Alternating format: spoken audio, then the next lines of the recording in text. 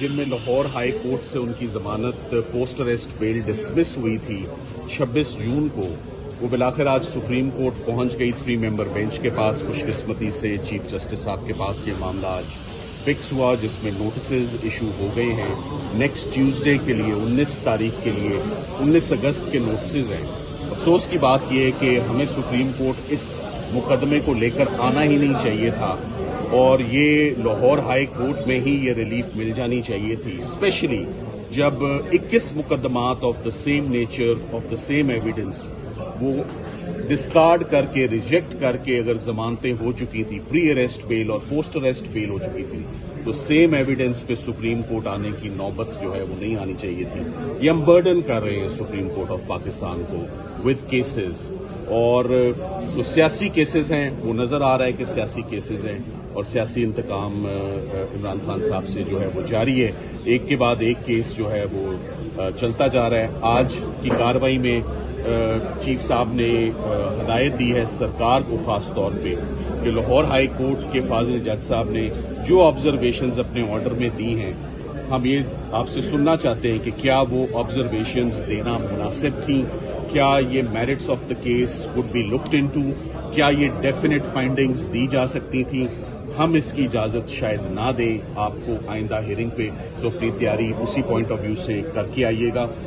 میں صرف یہ کہنا چاہوں گا کہ 9 مئی کا کیس 9 مئی 2023 آج اگست 2025 ہے، آج دن تک نہ ان کا ٹرائل شروع ہوا ہے، نہ ان کے اوپر فرد جرم عائد ہوئی ہے۔ 2 سال کی قید ہی کافی ہے۔ This amounts to and that amounts to advance punishment before conviction. Imran Khan صاحب کا کیس میں ایک بات واضح کر دوں، نہ ان سے ملتا ہے جو موقع پر موجود تھے 9 مئی کو، نہ ان سے ملتا ہے جن کے خلاف سازش اور حما کا الزام ہے۔ عمران خان صاحب 9 مئی سے لے کر 11 مئی تک نیب کی تحویل میں تھے، اور نیب کے انلیگل ایکشنز پر ان کو اسلام آباد ہائی کورٹ سے بایو میٹرک روم سے پریمیسز کے اندر سے اٹھایا جاتا ہے، اور 11 مئی کو ان کو سپریم کورٹ آف پاکستان ہی ان کی ریسکیو کو آتی ہے، سپریم کورٹ آف پاکستان ہی ان کو ریلیز کرتی ہے۔ سو 9 سے 11 تک عمران خان صاحب نہ کسی کے ساتھ رابطے میں تھے، نہ کسی کو کمانڈ دی انہوں نے کسی کو حکم دیا، اور وہ آرڈر موجود ہے، اور وہ ہم آرڈر پڑھیں گے کہ اس آرڈر میں فاضل ججز نے کیا سوال عمران خان صاحب سے پوچھا جب وہ 11 مئی کو سپریم کورٹ کی اس پریمیسز میں پیش کیے گئے۔ تو 9 سے 11 تک وہ ڈسکنیکٹڈ تھے، ڈس ایسوسیٹڈ تھے، اور انگریزی کا ایک لفظ انکمیونیکینڈو، باہر آؤٹ سائڈ ورلڈ سے ان کا ایک ڈسکنیکٹ چل رہا تھا۔ تو وہ کیسے یہ لوگوں کو احکامات جاری کرتے؟ تو وہ ہمیشہ سے کہتے آئے ہیں کہ ہم پیس کی بات کرتے ہیں، ہم لا اینڈ آرڈر کی بات کرتے ہیں، ہم وائلنس کی بات کبھی نہیں کی ہے، قانون کو کبھی اپنے ہاتھ میں لینے کی بات نہیں کی ہے۔ سو میرا خیال ہے عمران خان صاحب کا وہ اس مقدمے میں ملزم گرداننا اور ان کو پروسیکیوٹ کرنا، جیسے باقی کیسز بڑے انفارچونیٹ رہے ہیں، ویسے 9 مئی کا بھی کیس ہے۔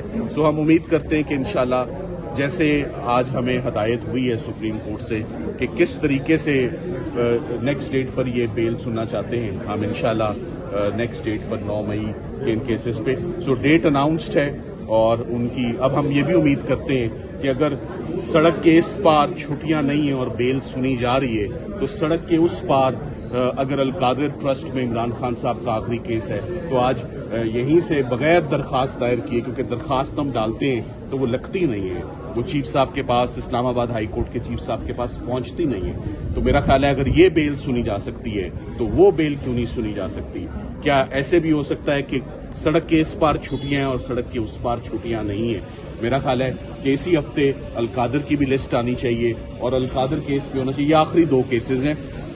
عمران خان صاحب آخری دفعہ جب سپریم کورٹ آئے تھے، ایک ہی مقدمے میں آئے وہ فوجداری کے، وہ سائفر تھا، وہ سائفر بہت برے طریقے سے ایکسپوز ہوا، اور عمران خان صاحب کی ضمانت یہیں سے ہوئی۔ اب ہم 9 مئی کا کیس عمران خان صاحب کا سپریم کورٹ لے کر آئے ہیں، انشاءاللہ آئندہ ہفتے اس کی سماعت۔ اچھا سر، یہ بتائیے گا کہ یہ سماعت کیونکہ سرکار نے ایٹ دا ویری آؤٹ سیٹ انہوں نے کہا کہ ہمیں تو اس کا نوٹس ہی نہیں، انہوں نے کہا آج ہم آپ کو نوٹس کرنے کے لیے ہی آئے ہیں. سرکار نے لمبی تاریخ لینے کی کوشش کی جس کو ڈکلائن کیا گیا، اور انہوں نے کہا ہم اس کو نیکسٹ ویک کے لیے ہی فکس کر رہے ہیں، آپ تیار ہو کر آئیں. سو آج ان پہلوؤں پہ اور ان ایسپیکٹس پہ بات نہیں ہوئی. ان تمام اور وقت سے پہلے میرا خیال ہے نوٹس پر میں آپ کو ایک آپس کی بات بتاؤں، ویسے آپ لوگ بہت ذہین ہو چکے ہیں، ہم سارے کارڈز اپنی سلیو سے نہیں نکالتے. ابھی بھی میں نے آپ کو بہت ساری باتیں پہلے ہی بتا دی ہیں. مخالفین اس سے جو ہے نا وہ جسے کہتے ہیں سیانے ہو جاتے ہیں. سو آج کے لیے اتنا ہی میرا خیال ہے رکھیں. Thank you very much. سب سے پہلی بات یہ کہ آج میں تھوڑا سا حیران ہوا، مگر جو حکم ہوتا ہے فاضل ججز کا وہ سر آنکھوں پہ میرٹس آف دا کیس میں ٹینٹیٹو اسیسمنٹ پوسٹ اریسٹ بیل میں الاؤڈ ہے، اور میرٹس آف دا کیس میں اوپننگ ہی اپنی یہاں سے کروں گا کہ ہمارے پاس فیصلے موجود ہیں. Merits of the case could be looked into in pre اور پوسٹ اریسٹ بیل. صرف میلا فیڈے اور الٹیریئر موٹو کوئی نہیں دیکھیں گے، آپ میرٹس کو بھی دیکھیں گے. سر یہ بھی بتائیے گا جو 9 مئی کے کیسز میں کل سزائیں ہوئی ہیں اس کے حوالے سے، کیونکہ وہ لوگ بھی بہت سارے ایسے لوگ ہیں جو اس جگہ پہ موجود نہیں تھے لیکن ان کو سزائیں دی گئی ہیں 10 سال 5 سال. تو آپ کو کیا لگتا ہے کہ خان صاحب اس دن تو موجود نہیں تھے تو ان پر کیا کوئی مطلب؟ دیکھیے خان صاحب کا کیس، میں آپ کو دوبارہ کہہ رہا ہوں کہ خان صاحب کا کیس کسی بھی کیٹیگری میں فال نہیں کرتا. جو شخص ایک انویسٹیگیٹنگ ایجنسی کی تحویل میں ہو، جس کو سپریم کورٹ نجات دلوائے، تو جو واقعات ہوئے وہ 9 کو ہی رونما ہوئے. انشاءاللہ باقی باتیں آپ کو آپ کے سوالوں کے جواب وہاں مل جائیں گے. وہ تمام لوگ اپنا حق جو ہے اپیل کا وہ اختیار کر رہے ہیں. اپیلیں ان لوگوں کی فائلڈ ہیں، میرا خیال ہے بہت جلد ان پہ بھی سماعت ہوگی، اور یہ تمام پروسیکیوشن ایکسپوز جو ہے ہائی کورٹ میں جلد ہوگی. Thank you very much.